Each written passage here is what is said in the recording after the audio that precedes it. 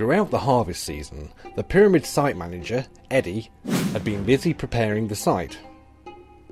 He had tunnelled down into the spring located in the limestone outcrop to increase the water flow to the area in which the Great Pyramid was going to be built. He had dug a moat around the outcrop and used the water to perfectly level all the perimeter base, then kept raising the water level up the outcrop to create steep, level steps up the rocky hill. Eddie then proceeded to dig a smooth roadway down to his newly created harbour, with a channel at the side to drain the excess water away from the pyramid side. All the rubble from the excavations was neatly piled, and now Jeff and his team were waiting for some blocks to be delivered from the quarry site upstream. Eddie looked on in bemusement as finally a flotilla of little rafts came floating downstream with their cargo securely strapped underneath. The site's dock manager Jeff was taken aback with the situation he was faced with. He had pre-organised his staff to be ready to drag the rafts with a block tied on top out of the river, onto a jetty where wooden rollers would be placed underneath and they'll be dragged up a steep incline to the building site, where the block was barred off the raft onto rollers, where the builders would now take over and drag and place it into position. Jeff's supervisors asked what they should do now. What should we do now?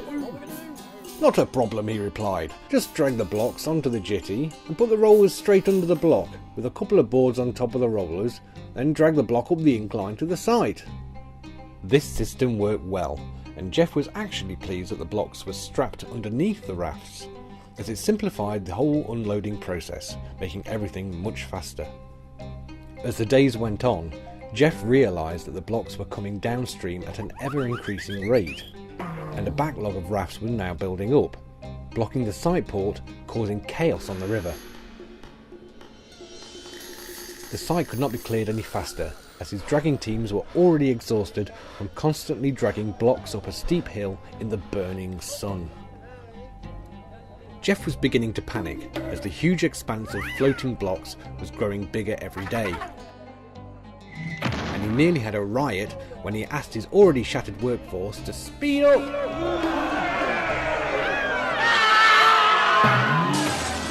Jeff's assistant, Andy, was a farmer when he wasn't working at the pyramids, and had learnt over the years to dig lagoons as high up and as far inland as the flood waters stretched. When the flood receded, Andy still had a huge amount of water stored to irrigate his land for the rest of the year. The further he stored his water away from the Nile, the more land he could irrigate, the more food he could grow. Over the years, Andy's family had become experts in water management by using canals, locks and sluice gates to control water and sadoufs to raise the water even higher up the valley. Andy had an idea to help Jeff's situation. He explained to him that the blocks had quite happily floated many miles downstream from the quarry to their site. So why don't they save time dragging the blocks out of the water and dragging them up a steep hill on expensive, quickly worn out rollers, and instead build walls either side of the road leading to the building site, and then fill it with water and locks. The pyramid site overflow water was redirected down into the now high-walled causeway, and numerous simple lock gates were built into it.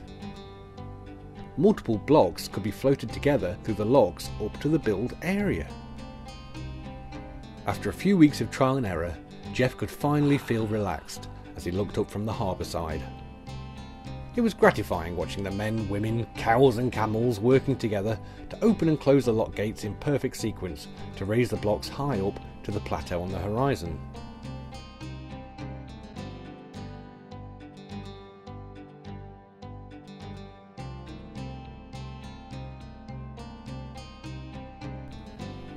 He was pleased how easily the massive blocks were being raised, without the constant stress of moaning workers with bad backs, blisters, rope snaps, blocks falling off the rollers, or rolling backwards injuring workers, and the constant requirement to find decent wood to use and replace the quickly worn out planks, rollers and bars. Morale on the site was good. The workers were well housed and well fed, and the whole family could stay and work together. With the blocks hanging underneath the rafts, the majority of the hard manual labour had gone. The constant pulling and dragging huge weights uphill with the fear of snapping rope and runaway blocks had gone. Above all, the workers could see huge progress for their efforts. The whole process greatly increased the speed of raising the blocks, and the backlog in the harbour was now starting to disappear. The large foundation blocks were being floated up through a series of gates into the pyramid's perimeter moat. Then they were floated into precise position around the limestone outcrop. As each layer was completed, the moat water was raised, and the huge blocks were laid onto the next step cut into the hill, with the builders using the water to make sure the whole project was being constructed level. Bob, the quarry manager, had come downstream to see Jeff and make sure everything was going okay. He explained that upstream, the quarry workers had noticed that the limestone was staying soft while being stored in the water, so they decided to cut the angles into the blocks while they were still in the water at the quarry site, and used a simple template in the quarry floor, and then used the water to give a precise, accurate angle on every perimeter block, so then they could send ready cut angled blocks down to the site. He also explained that in the future the blocks would have 2 mushroom-shaped notches cut into the blocks. These would be used to tie the ropes around to attach the floats to the blocks. Bob said that by doing this, it saved them having to lift the blocks every time to get the rope around.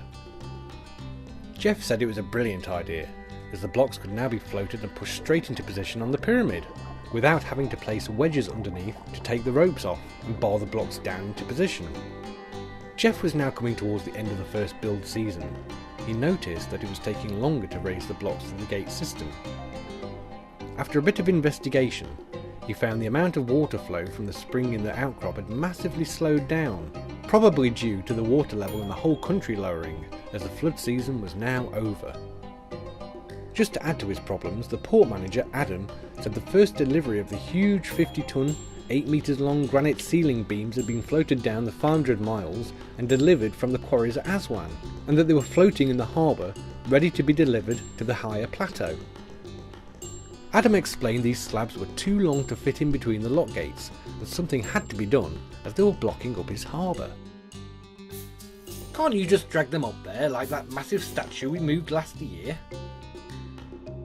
"If it was just one block," said Jeff, "I might have agreed with you. But there's dozens of them. It'd take all the manpower we've got, and so much time. Everything would just grind to a halt. No, I'm sure we can find a way to float them up there." Jeff really didn't fancy telling his staff that they would have to drag all these beams up to the plateau, especially as morale was high, and everyone was already talking about how they were looking forward to meeting up again next year. Jeff instructed that every other gate in the lock system be dismantled, and for the walls and doors to be strengthened, extended and heightened to create bigger steps between the gates.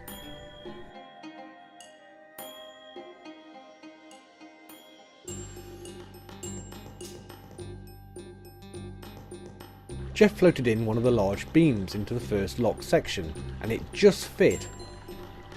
But the problem he now saw was that huge amounts of water was needed to fill each lock section, and gallons of extra water was needed to raise the height enough to float the beams into the next area.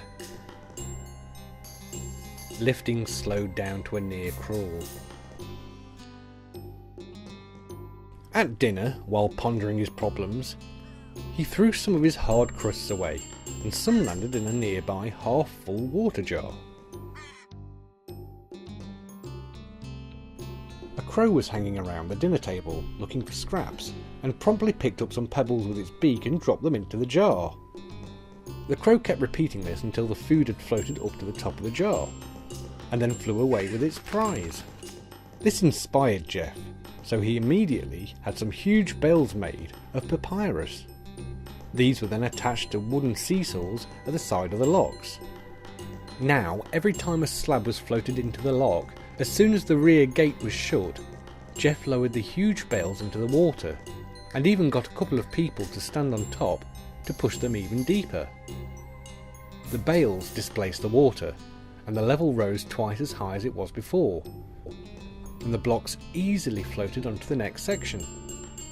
Seesaws with papyrus bales were added to each section, and the slab raising process started to speed up. But now the floodwater has started to recede down into the valley, with the land exposed, covered in the thick black silt deposited by the water. The pyramid season was now nearly to an end, and the majority of his staff were leaving site to tend to their newly fertilised fields. Bob looked at his friends and smiled. Well, that was a lot less effort and pain than I was expecting. Remember when the architect thought moving blocks on sailboats would have been an easy way to move them up the Nile? Can you imagine trying to get them on and off the boats? It would have been a disaster. The floor of the canal would have been littered with fallen cargo. It would indeed, said Jeff. It would indeed. Bob, Eddie and Jeff raise a glass and drink to a very successful pyramid building season.